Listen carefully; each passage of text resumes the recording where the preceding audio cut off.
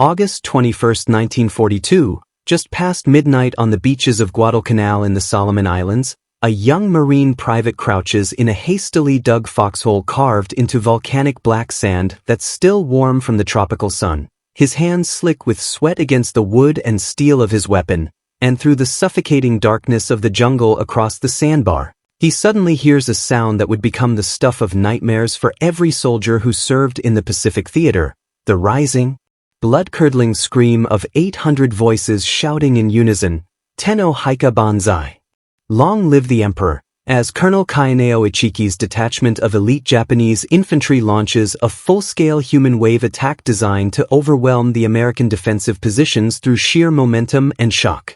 Japanese officers positioned safely in their command post nearly 200 yards back are watching this unfold through their field glasses, and when they see this Marine stand up holding what appears to be nothing more than an old bird-hunting shotgun, the kind of weapon American farmers would use to shoot clay pigeons at county fairs, they actually laugh at the absurdity of it. This fool bringing a sporting gun to modern mechanized warfare where Arisaka rifles, machine guns, and artillery rule the battlefield. But in exactly 6 seconds, every officer watching through those binoculars will stop laughing forever, their laughter dying in their throats as they witness something that defies their entire understanding of infantry combat. Because what happens in those 6 seconds will change military doctrine across multiple nations, spark an unprecedented international diplomatic protest that reaches the highest levels of government, create a weapon so feared that enemy armies will literally threaten to execute prisoners of war just for carrying it,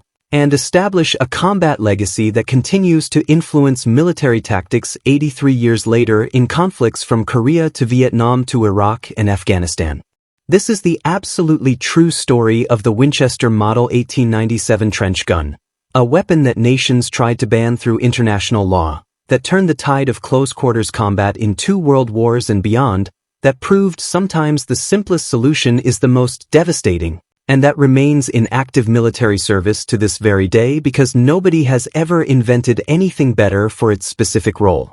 What I'm about to show you involves physics so brutal that it shocked even veteran soldiers, industrial engineering so ingenious it changed ammunition design forever, and combat tactics so effective they've been copied by every modern military in the world. Stay with me through this entire story, because the details I'm going to reveal will completely change how you understand weapon effectiveness, military innovation, and the often surprising ways that old technology can dominate new. Let's rewind the clock to 1897 in New Haven, Connecticut, where a firearms genius named John Moses Browning, the same legendary designer who would later create the M1911 pistol that soldiers still swear by, the Browning automatic rifle that dominated battlefields, and the M250 caliber machine gun that remains in service after nearly a century, is working on something that will revolutionize warfare in ways even his brilliant mind cannot predict. Browning takes his earlier Model 1893 shotgun design and makes critical improvements that address every weakness hunters and sportsmen had complained about. He strengthens the receiver to handle the new smokeless powder shells that are more powerful than the old black powder loads, adds a takedown feature that lets you quickly separate the barrel from the receiver for easy cleaning and compact transport, and refines the pump action mechanism to make it smoother and more reliable than any competing design on the market. The Winchester Model 1897 that emerges from this development process is built primarily for the American civilian market, farmers who want a reliable tool for protecting crops from varmints, hunters who need a dependable shotgun for waterfowl and upland game birds, and homeowners who want an affordable weapon for self-defense. Winchester prices it competitively, manufactures it in massive quantities, and it becomes an instant commercial success, selling by the tens of thousands in its first years of production. But buried inside this commercial success is a mechanical feature that will prove absolutely devastating in combat, a feature that exists not through deliberate military design but as a simple oversight from an era when safety features were considered secondary to operational speed. The Model 1897 has what modern shooters call an external hammer. You can literally see this big hammer sticking out the back of the gun, and more importantly, it completely lacks something called a trigger disconnector. In every modern pump-action shotgun manufactured today, after you fire a shot, you absolutely must release the trigger, pump the action to chamber a new round, and then pull the trigger again to fire, creating a deliberate rhythm of bang, pump, click, bang that forces the shooter to make a conscious decision before each shot. The 1897 doesn't have this safety mechanism at all, which means a shooter can hold the trigger down continuously with his right hand and simply pump the wooden forearm back and forth with his left hand as fast as his muscles can move, and every single time the bolt slams forward and locks into battery, the hammer drops automatically without any additional trigger pull.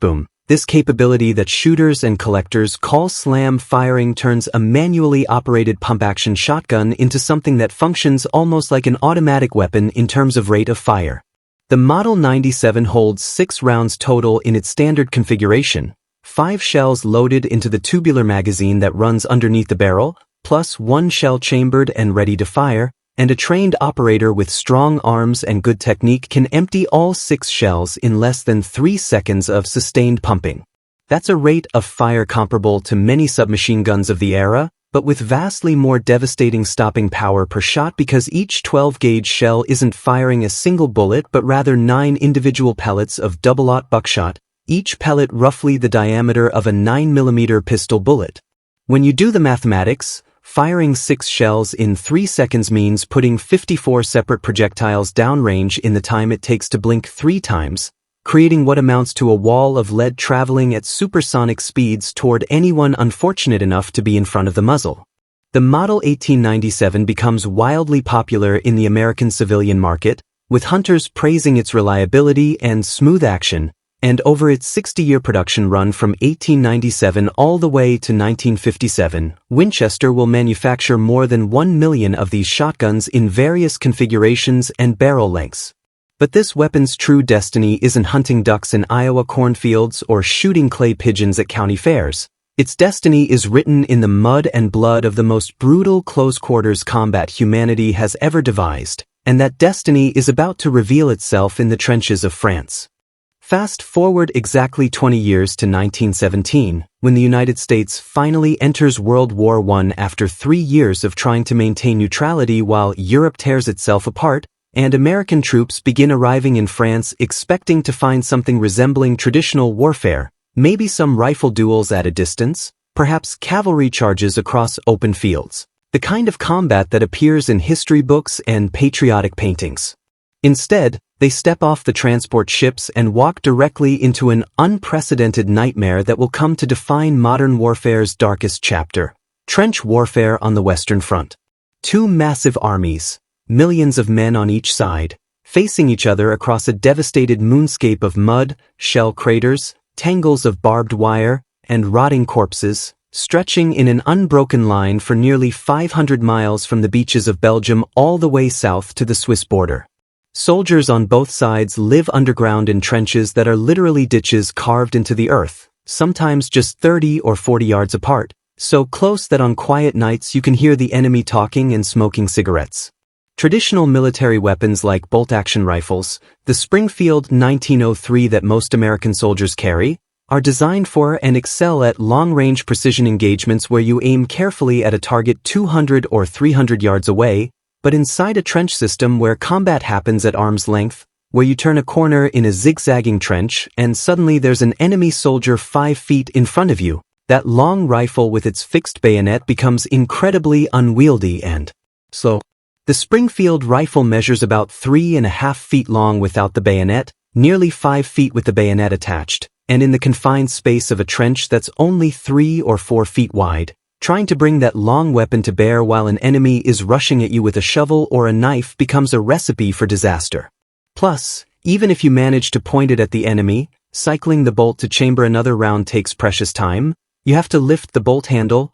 pull it back to eject the spent casing, push it forward to chamber a new cartridge, push the bolt handle down to lock it, all while under attack. Some brilliant officer at the U.S. Army Ordnance Department, history doesn't record exactly who deserves credit for this stroke of genius, looks at this problem and asks a simple question: what about shotguns? America has a long historical relationship with shotguns in military service going back to frontier conflicts, the Civil War where cavalry units carried sawed-off doubles, and the Philippine-American War from 1899 to 1902, where American troops first experimented with using shotguns in jungle warfare against insurgents. So the Ordnance Department starts purchasing Winchester Model 1897 shotguns directly from the factory, but they don't want the standard sporting version with its 28 or 30-inch barrel designed for shooting flying birds. They want a weapon optimized for combat. Winchester modifies the guns by shortening the barrel to just 20 inches for better maneuverability in tight spaces, adding a perforated steel heat shield over the barrel so soldiers don't burn their hands during rapid fire when the barrel gets dangerously hot, and fitting a special adapter onto the muzzle that allows soldiers to attach the standard M1917 bayonet, turning the shotgun into a dual-purpose weapon for both shooting and close combat. They officially designate it the trench gun, and each soldier issued one receives 100 rounds of commercial ammunition, 2.75-inch shells with paper hulls loaded with 9 pellets of double-aught buckshot, each pellet measuring .33 caliber. Now here's where the physics becomes absolutely brutal in a way that will shock even experienced soldiers. At the typical engagement distance inside a trench system, somewhere between 10 and 20 yards, the spread pattern of buckshot exiting the barrel creates a cone roughly the width of an adult human torso, which means you don't need perfect aim or even good aim.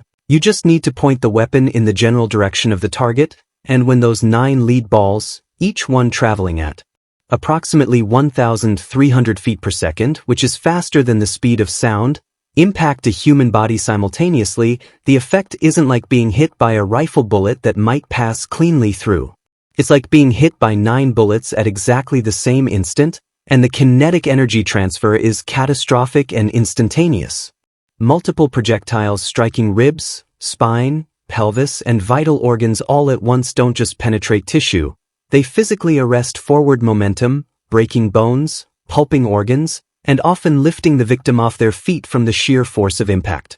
German soldiers experiencing this weapon for the first time are absolutely horrified in a way that seems almost incomprehensible when you consider what they've already witnessed. They've seen machine guns mow down thousands of men in minutes, they've watched artillery shells vaporize entire squads, they've survived poison gas attacks that leave men drowning in their own fluids. But nothing prepares them for the trench shotgun because it brings industrial-scale killing down to an intensely personal level. American troops develop specific tactics for trench raids, the nighttime assaults where small groups of soldiers slip into enemy trenches trying to capture prisoners, gather intelligence, or simply spread terror, and a soldier with a trench gun leading the way can clear a 50-foot section of trench in seconds by simply walking forward while pumping and firing. Not even bothering to aim down the barrel, just pointing from the hip and moving. The German word that starts circulating through their trenches is Schrecklichkeit, which translates roughly to frightfulness or horror,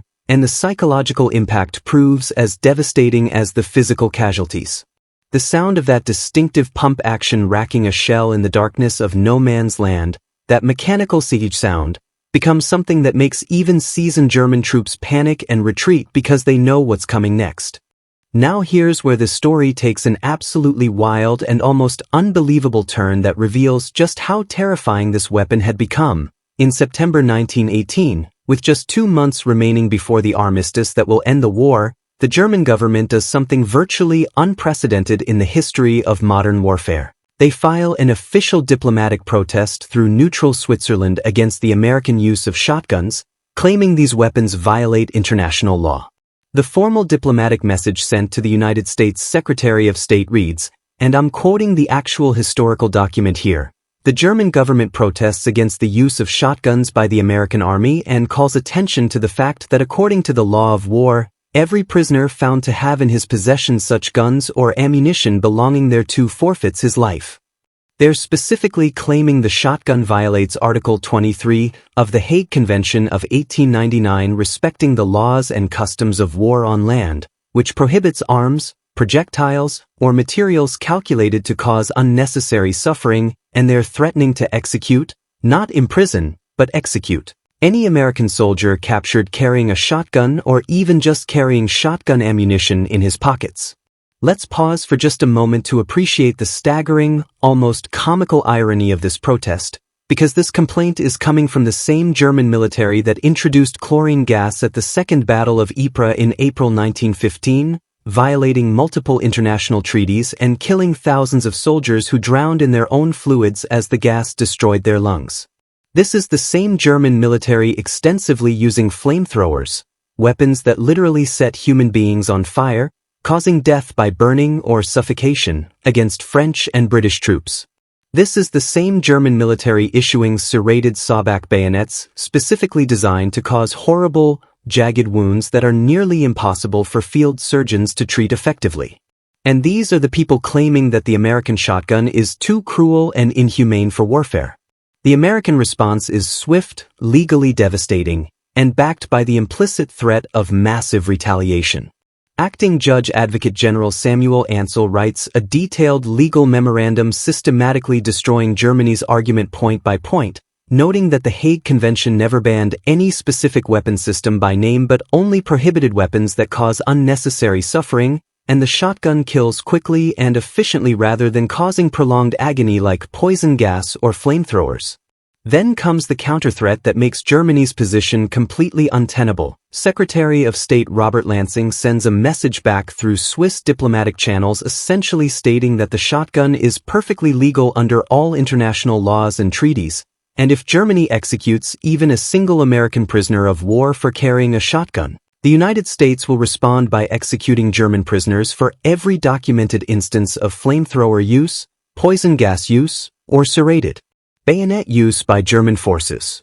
General John Pershing, commander of the American Expeditionary Forces in Europe, immediately orders his troops to photograph and document every single German soldier they encounter or capture who's carrying a flamethrower or saw-backed bayonet, building an extensive case file for potential war crimes prosecution if Germany follows through on their execution threat. Germany very quietly drops the protest within weeks and never executes any American prisoners over the shotgun issue, but the damage to the weapon's reputation, or rather, the enhancement of its fearsome reputation, is permanent and international. This diplomatic incident cements forever the idea that this is such a devastatingly effective weapon that an enemy government tried to have it banned by international law. And think about that for a moment in the context of World War I, a war featuring machine guns capable of firing 600 rounds per minute, artillery pieces that could level entire cities, poison gas that could kill thousands,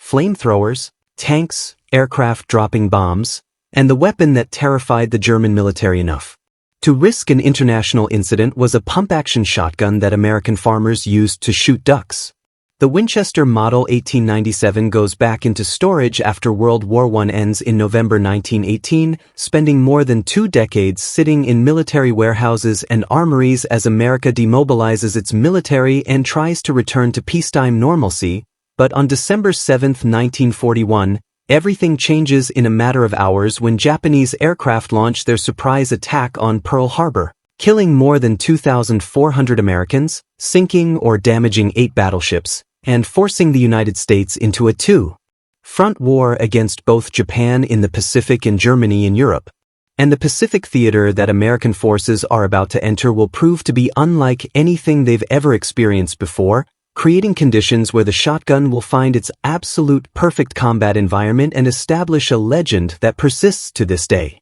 Imagine trying to fight in conditions that are the complete opposite of European warfare with its open fields and urban areas. Instead, you're operating in dense triple canopy jungle where visibility is often measured in feet rather than yards, where the temperature regularly exceeds 100 degrees Fahrenheit with humidity near 100%, where it rains torrentially almost every single day, where the vegetation is so thick that you literally cannot see more than 10 or 15 feet in any direction, where coral cuts on your hands and legs become infected within hours, where malaria and dysentery are as dangerous as enemy bullets, and where the enemy isn't a distant figure on a horizon but a shadow behind a fern 10 feet away who's been hiding motionless for hours waiting to ambush your patrol. This environment makes traditional rifle-based infantry tactics extremely problematic because a rifle bullet is a precision instrument that requires a clear line of sight to be effective, and if a Japanese sniper or machine gunner is hiding behind a screen of thick vines,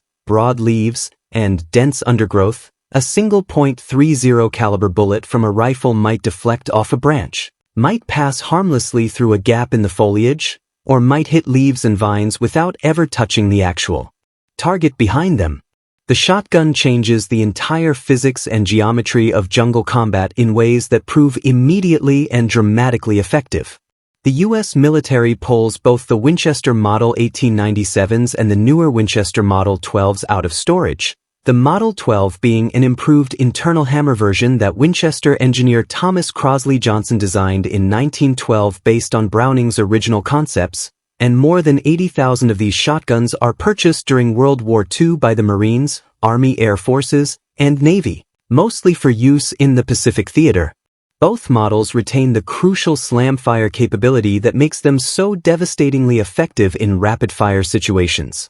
Marines develop a specific tactical doctrine. The point man leading any patrol through the jungle carries a shotgun. His entire job isn't long-range marksmanship but immediate reaction to contact, because when a Japanese ambush is triggered at point-blank range, and ambushes in the Pacific almost always happened at less than 20 yards, there's no time for careful aiming. You just need to get projectiles on target instantly. Those 9 lead pellets spreading out in a cone pattern mean that when you fire into a suspicious clump of bushes or a shadowy area behind vegetation, you're not sending one projectile that might miss. You're sending 9 projectiles that shred leaves, snap vines, punch through light cover, and if there's an enemy hiding there, he doesn't just get hit by one pellet, he gets hit by multiple pellets simultaneously, and he doesn't just get wounded, he gets revealed and neutralized in the same instant because the buckshot physically tears away the concealment he was hiding behind. The most terrifying form of Pacific combat where the shotgun proves absolutely invaluable is defending against the Banzai charge,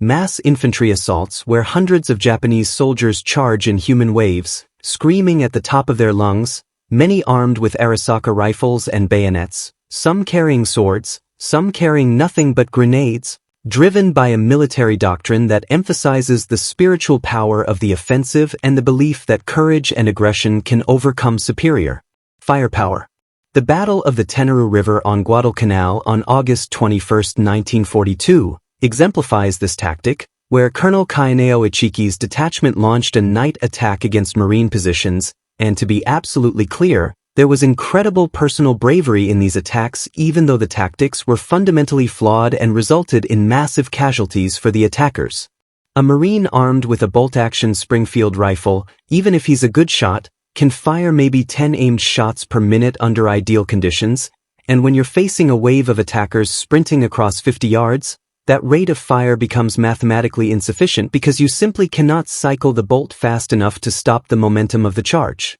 But a Marine with a Winchester Model 1897 or Model 12, utilizing the slam fire technique where he holds the trigger down and just pumps the action as fast as his left arm can move, can fire all 6 shells in approximately 3 seconds, and each shell sends 9 pellets downrange, which means 54 projectiles in 3 seconds. The first rank of attackers, the soldiers in front, simply cease to exist as a fighting force, not because every man is necessarily killed but because the volume of projectiles creates such massive trauma and physical disruption that the charge's momentum breaks. Soldiers behind the front rank trip over bodies and wounded comrades. The psychological shock of seeing the entire front line go down simultaneously causes hesitation, and that split second of broken momentum gives Marines time to reload, or lets other Marines with rifles engage the confused mass of attackers. Here's a crucial concept that military historians and ballisticians call stopping power versus lethality, and understanding this difference explains why the shotgun was so uniquely effective in this role. A rifle bullet can absolutely kill you. A .30 caliber round through the heart or lungs or brain is instantly fatal, but rifle bullets are specifically designed to be aerodynamic, to slip through tissue efficiently with minimal energy loss so they can maintain velocity and accuracy at long range, which means a soldier who's been shot through the chest with a rifle might be medically dead but his body doesn't know it yet for several seconds. His brain still has enough oxygenated blood to function, his muscles still respond to neural commands, and he can continue moving forward for another 5, 10, even 15 yards before his body shuts down, and in those final seconds he can still thrust a bayonet or throw a grenade or collide with you at full sprint. Marines and soldiers gave this phenomenon a grim name, the dead man's run. Buckshot operates on a completely different principle because those 9 lead spheres don't pierce cleanly. They smash, and each pellet transfers essentially 100% of its kinetic energy into the target on impact rather than passing through. When you hit a charging soldier at close range with 9 simultaneous projectiles striking different parts of his body, ribs, pelvis, spine, organs, you're not just wounding him, you're physically breaking the skeletal structure that allows him to run, you're destroying multiple organs simultaneously, and most importantly, you're applying enough kinetic force to literally arrest his forward momentum, often knocking him backward or at minimum causing him to collapse mid-stride. Marines after combat would report that Japanese soldiers hit by shotgun fire at ranges under 30 yards were sometimes lifted off their feet and thrown backward by the impact. And while that might sound like Hollywood exaggeration, the physics actually supports this. 9.33 caliber projectiles traveling at 1,300 feet per second, all hitting within a fraction of a second, deliver enough combined kinetic energy to physically move a human body. But here's where the story takes a dramatic turn that nearly ended the shotgun's role in the Pacific Campaign entirely, because the weapon that was so effective it sparked diplomatic protests and changed infantry tactics was almost withdrawn from service due to a catastrophic failure that had nothing to do with the gun itself and everything to do with a fatal flaw in the ammunition design that nobody had anticipated. Remember that in the 1940s, shotgun shells weren't manufactured from plastic like modern shells are today. They were made from rolled paper, essentially heavy cardboard tubes reinforced with wax to make them somewhat water-resistant, with a brass base crimped onto the paper hull.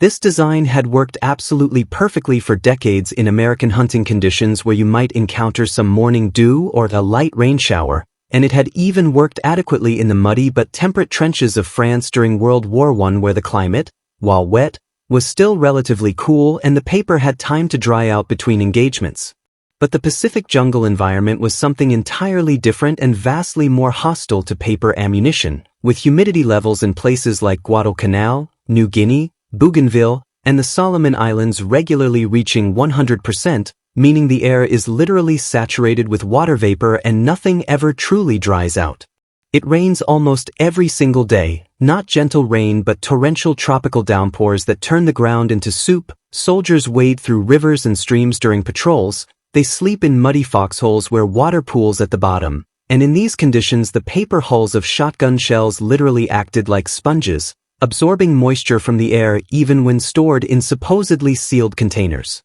As the paper absorbed water, the cellulose fibers swelled, and the diameter of the shell casing expanded by fractions of an inch. Not a huge amount, maybe a few thousandths of an inch, but in the precision mechanics of a firearm chamber that's machined to incredibly tight tolerances, that tiny expansion was absolutely fatal to reliable operation. A Marine would load 5 shells into the magazine tube underneath the barrel, rack one into the chamber for immediate firing, and then wait in his foxhole or patrol through the jungle with the loaded weapon, and those shells sitting in the magazine tube would be absorbing moisture from the humid air the entire time. When the firefight started and he fired the first round and pumped the action to chamber the second round, the gun would try to push that moisture-swollen shell into the chamber, but because the paper had expanded slightly, it wouldn't fit properly. It would jam halfway into the chamber, locking the entire action solid. Or, in some cases even worse, the shell would fire successfully but the expanded paper casing would stick to the walls of the steel chamber,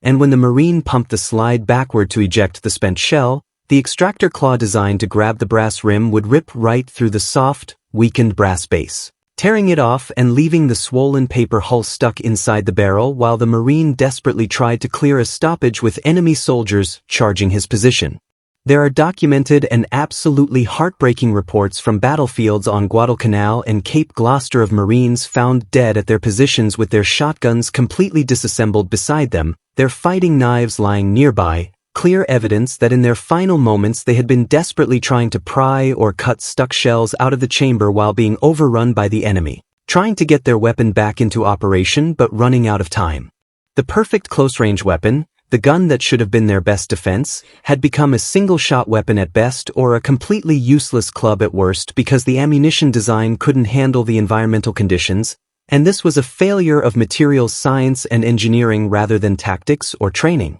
Marines in the field started losing faith in the weapon entirely, and some began throwing away their issued shotgun ammunition and picking up M1 Garand rifles from wounded soldiers instead because they knew the rifle would work reliably even if it wasn't as effective at close range. Field reports documenting this ammunition failure started reaching Washington, D.C. and the Ordnance Department in late 1942 and early 1943, and the problem was crystal clear. Paper-hulled shells cannot function reliably in tropical high-humidity environments, period. Here's where you witness the absolutely overwhelming industrial might and engineering capability of the United States during World War II, because when the Ordnance Department received these field reports about failing ammunition, they didn't respond by telling Marines to keep their ammunition dry, which would have been impossible, or by suggesting they store shells in special waterproof containers, which would have been impractical in combat, or by trying to modify the paper shell design with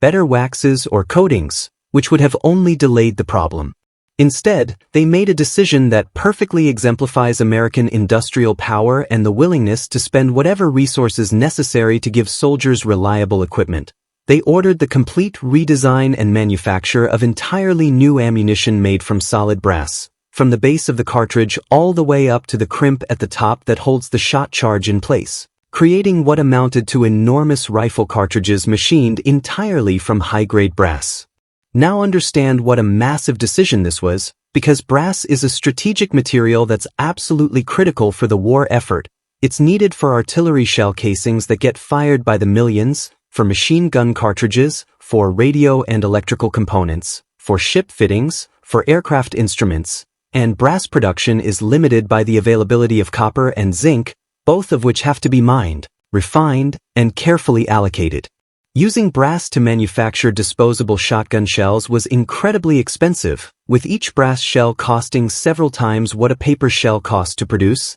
and shotgun ammunition was technically a secondary weapon system used by a relatively small percentage of troops compared to rifle ammunition or machine gun ammunition. But the U.S. military and the War Production Board didn't hesitate or even debate the cost. They immediately authorized whatever resources were necessary because they cared about the result, about giving Marines a reliable weapon, not about the accounting. Factories like Winchester and Remington received orders to retool their production lines, installing new machinery capable of drawing brass cups into long cylindrical cases, and by late 1942 and throughout 1943, these factories were churning out millions upon millions of all-brass 12-gauge shells.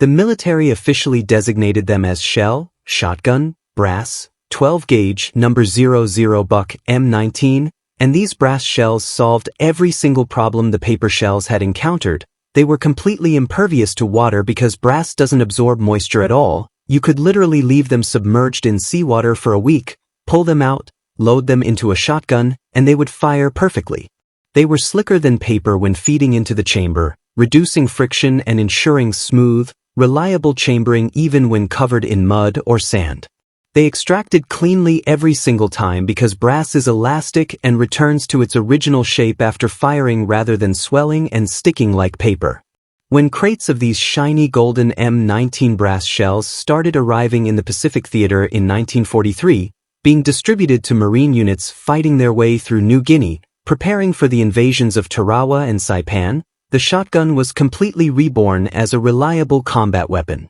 Marines loaded these bright brass cartridges into their battered, worn Model 1897s and Model 12s and immediately tested them in combat conditions, and the weapons worked flawlessly. That distinctive mechanical siege sound of the pump action racking a shell became a sound of confidence and psychological dominance again rather than a sound of potential malfunction. The brass shotgun shell represented something even beyond its immediate tactical value. It was a message, a statement of industrial and economic power that said to the Japanese military and to American allies, "We have so much manufacturing capacity, so much raw material, so much industrial infrastructure, that we can afford to make disposable ammunition from high-grade strategic brass simply because it's the best material for the job and we refuse to compromise on giving our troops the best possible equipment." The Japanese military at this exact same time was struggling with increasingly severe shortages of basic materials, They were running out of steel for ship construction, copper for electrical wiring, rubber for tires, oil for fuel, and they were reduced to reusing spent brass casings multiple times, manufacturing ammunition from increasingly inferior substitute materials. And their soldiers were sometimes issued rifles without enough ammunition to train properly. The contrast in industrial capability and resource availability couldn't have been more stark or more telling about the inevitable outcome of the war. Those brass M19 shells stayed in service through the remainder of World War II, through the Korean War, and into the Vietnam War, only finally being replaced by plastic-hulled shells in the 1960s when polymer technology advanced enough to create plastic that was as reliable as brass but cheaper to manufacture. With reliable ammunition ensuring the shotgun would function in any conditions, Marines developed increasingly sophisticated tactics that made the weapon the most versatile tool in the Pacific infantry arsenal, and let me walk you through the specific applications that made it legendary and changed how close-quarters combat was taught in military training programs worldwide. First and most importantly, jungle ambush defense and immediate action drills became completely transformed by shotgun employment. Japanese soldiers were absolute masters of camouflage and patience, capable of remaining motionless in the jungle for hours on end, their bodies covered in vegetation and mud, faces painted, breathing slowly and quietly, waiting for an American patrol to walk past their position so they could trigger an ambush from a distance of 3 feet. The ambush would typically come from multiple directions simultaneously, machine gun fire from the front to pin down the patrol, riflemen on the flanks shooting into the compressed group of Marines, sometimes a sword-wielding officer or NCO rushing from behind to create chaos and terror. Standard infantry doctrine based on rifle tactics says, when contact is initiated, identify the source of fire, take cover, return aimed fire at identified targets, and maneuver to gain advantage. But in a jungle ambush at 3-foot range, there's no time for that deliberate process. The enemy is so close that by the time you've identified him, he's already shot you or stabbed you. The shotgun doctrine was radically different and much simpler. The point man, at the very first indication of movement or the first instant of sensing something wrong, maybe a shadow that doesn't look quite right,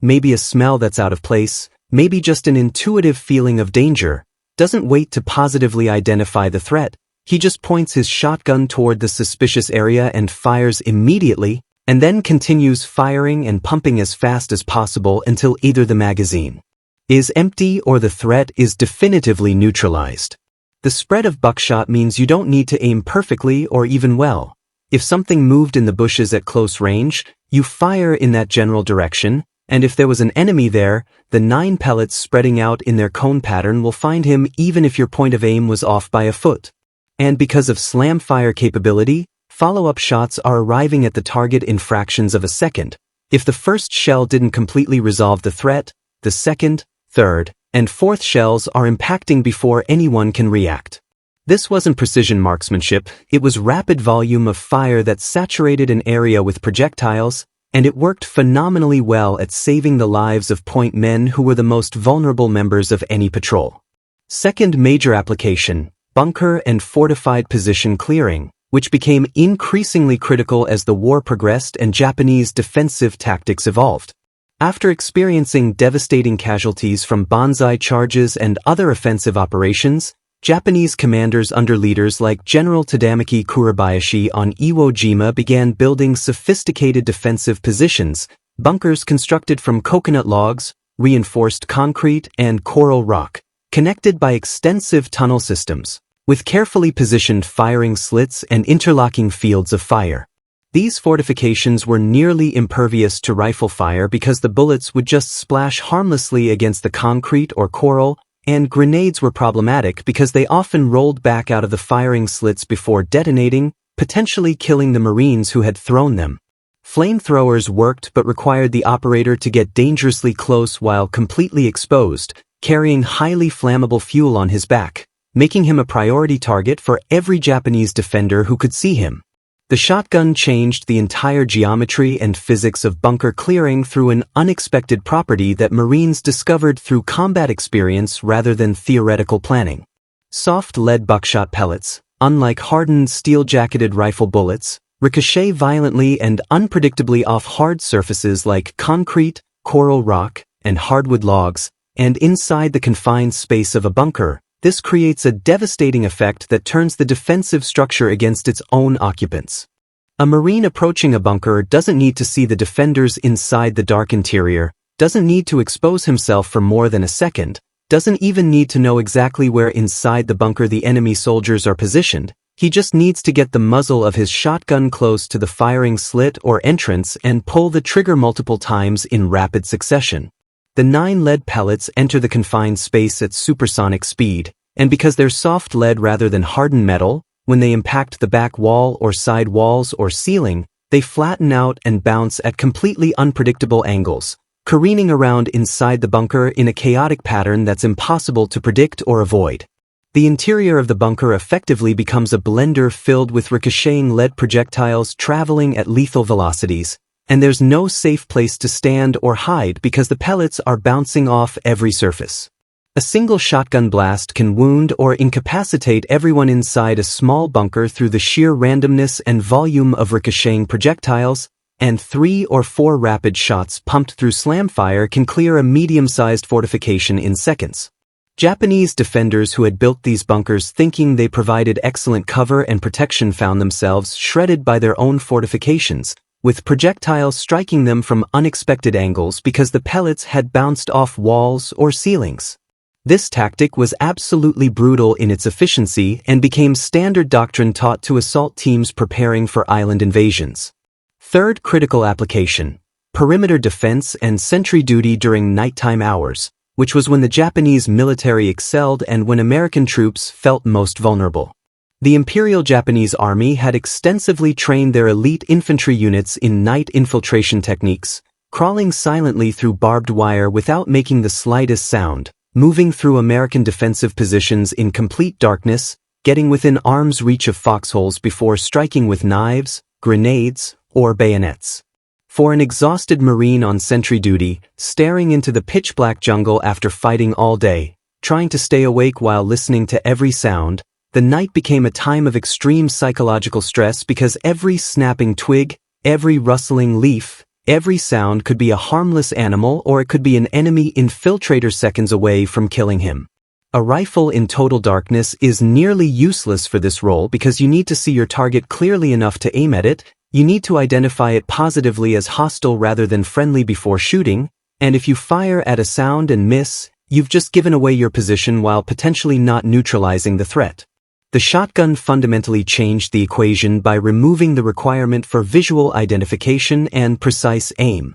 If a sentry heard a suspicious sound anywhere within 30 yards of his position, movement in the brush, breathing, the metallic click of equipment, he could simply point his weapon toward the general direction of that sound and fire without needing to see exactly what he was shooting at. The spread of buckshot covering a 3-foot circle at 15 yards compensated for darkness, for uncertainty, for the natural human tendency to point slightly off target when you can't see, and the psychological impact of that mechanical siege sound of the pump action racking a fresh shell in the darkness became a warning that every Japanese infiltrator learned to fear. That sound said clearly, "I heard you, I know approximately where you are, and I have a weapon that doesn't need to see you to kill you." Japanese infiltrators who had been trained to exploit darkness as their primary advantage found that advantage completely neutralized by the presence of shotguns on the American perimeter, forcing them to either approach from much greater distances where their knives and hand weapons were useless,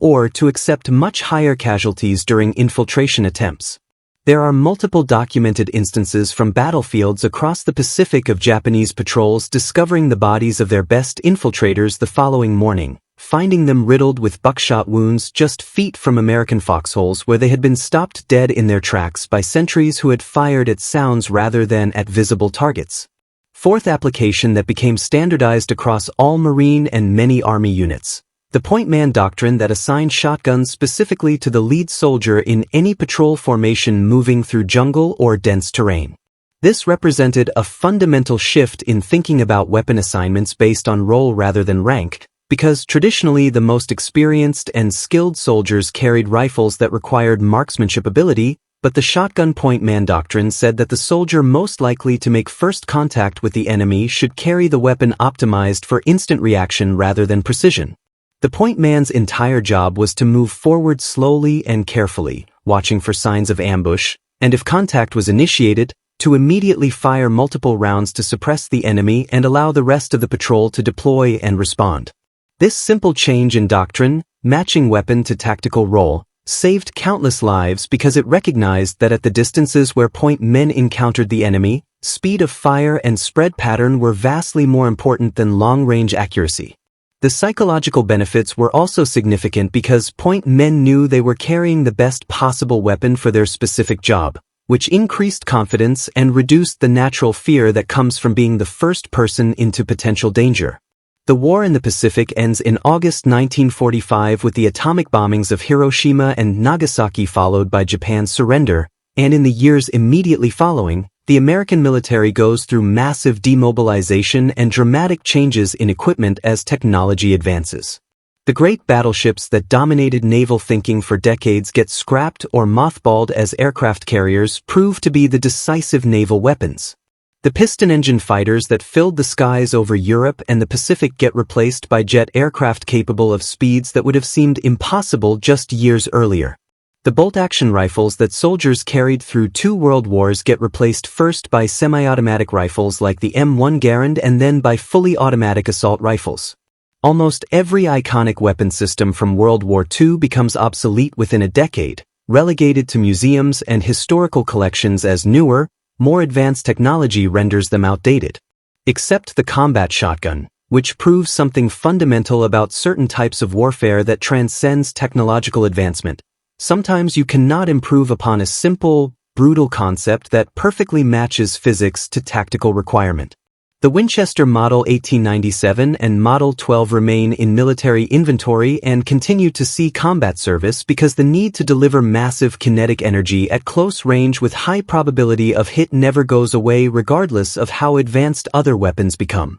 The shotgun goes to Korea in 1950 when North Korean forces invade South Korea and Chinese forces enter the war, launching massive human wave attacks against American and UN positions in the frozen hills around the Chosin Reservoir and other battles, sometimes sending 1,000 soldiers charging at once in tactics eerily similar to Japanese Banzai charges but on an even larger scale. And once again, the brutal mathematics of shotgun effectiveness prove themselves. 1 blast equals 9 projectiles, fires 6 times in 3 seconds, that's 54 chances to hit, and against massed infantry at close range nothing else in the infantry arsenal comes close to that effectiveness. Then Vietnam in the 1960s and early 1970s, where a new generation of young Americans goes to fight in another jungle war that in many ways resembles the Pacific campaigns their fathers fought a generation earlier. The dense vegetation, the close-range ambushes, the tunnel systems, the nighttime infiltrations, all create the exact conditions where shotguns excel, and point men walking patrol through triple canopy jungle or searching villages carry the same basic weapon system their fathers carried on Guadalcanal, though now it might be an Ithaca Model 37 or a Remington 870 instead of a Winchester. These newer shotguns are refined and improved in detail, but they still operate on exactly the same principle: pump action, 12-gauge, fires buckshot, designed for close-quarters combat where speed matters more than range. Fast forward to the 1980s, 1990s, and 2000s, and the U.S. military updates to even more modern shotgun designs like the Mossberg 590 series and the Benelli M4 semi-automatic, incorporating improvements like better corrosion resistance, more durable synthetic stocks instead of wood, and improved sighting systems. But the core concept remains absolutely unchanged from John Browning's 1897 design. It's still a 12-gauge shotgun, it still fires 0.0 buckshot containing 9.33 caliber pellets, and it's still optimized for close-quarters combat where the spread pattern eliminates the need for precise aim. These modern shotguns deploy to Iraq in 2003 and Afghanistan in 2001, and they find their role in urban warfare that in some ways resembles trench warfare from World War I. Because clearing houses in Iraqi cities or Afghan villages involves many of the same challenges: close-quarters combat in confined spaces, limited visibility, the need for immediate overwhelming firepower when you turn a corner and encounter an enemy at arm's length. Special Operations Forces, military police units, embassy security detachments, shipboarding teams, all carry combat shotguns specifically for close-range defensive situations where the shotgun's advantages in speed and spread pattern outweigh any disadvantages in range or ammunition capacity. The shotgun also gains a new role in modern warfare as a breaching tool, where specialized slugs or breaching rounds can blow the hinges or locks off doors much more effectively than trying to kick them down, allowing assault teams to make rapid entry into buildings while maintaining surprise. Today in 2024, more than 127 years after John Browning designed the Winchester Model 1897, combat shotguns remain in active service with the United States military and with military forces around the world, because in that specific role of close-quarters defensive combat, the physics simply cannot be beaten by more advanced technology. 9 projectiles spreading out in a cone pattern, each projectile carrying enough kinetic energy to cause immediate incapacitation, delivered through a simple manual action that requires no batteries, no electronics, no complex mechanisms that can fail, that works in mud, sand, water, extreme heat, extreme cold, and that can be operated by soldiers with minimal training. It's a formula that has proven itself effective for more than a century and shows no signs of becoming obsolete. Every modern military in the world has combat shotguns in their inventory because at close range, the principles that made the Winchester 1897 devastating in French trenches still apply in Iraqi streets. The Chinese military uses combat shotguns, the Russian military uses them, NATO militaries use them, because this is one of those rare cases where older technology hasn't been superseded by newer technology, it's simply been refined and improved while maintaining the core concept that works. So what's the real story here? What are the lasting lessons from this weapon's incredible 127-year journey from civilian hunting gun to legendary combat weapon that nations tried to ban and that continues to serve today?